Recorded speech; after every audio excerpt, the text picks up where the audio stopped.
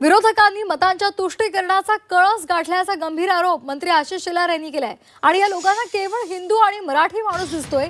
ठाकरेंची भूमिका ही भूमिपुत्रांविरोधी दिसते असा आरोप सुद्धा शेलारांनी केलाय। इस्लामपुरामधले दुबार मतदार ठाकरेंना का दिसले नाहीत असा सवाल सुद्धा त्यांनी राज ठाकरे आणि उद्धव ठाकरेंना विचारलाय। 4500 मतदार हे कल्याण ग्रामीण, डोंबिवली, मुरबाड आणि भिवंडी मधले मतदार आहेत। या इकडच्या मतदारांनी इथल्या मुंबईच्या मलबार हिल मतदारसंघामध्ये देखील मतदान केलेलं आहे। हे दुबार तिबार वाले जर आले तिथेच फोडून काढायचे,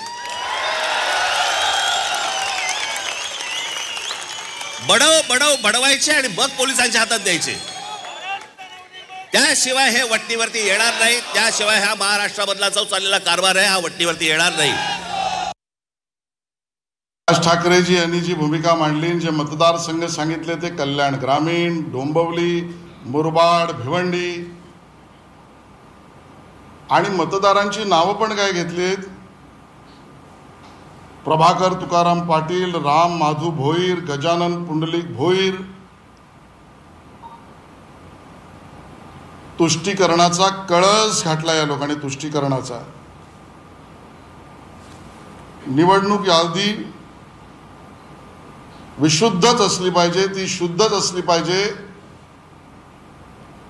हे आमचंही म्हणणं आहे, पण आमची भूमिका त्याबद्दली खूप स्पष्ट आहे।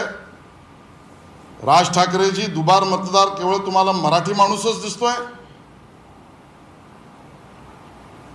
दुबार मतदार तुम्हाला केवळ हिंदू माणूसच दिसतोय? बडवायची भाषा तुम्ही या मराठी आणि हिंदू आणि दलित मतदारांबद्दल करताय? कारण आडनावावरनं जायचं असेल तर सरळ मिळेल तिकडे फटकवा। हे उद्धवजी ठाकरे यांची भूमिका या भूमिपुत्रांच्या विरोधातली दिसते।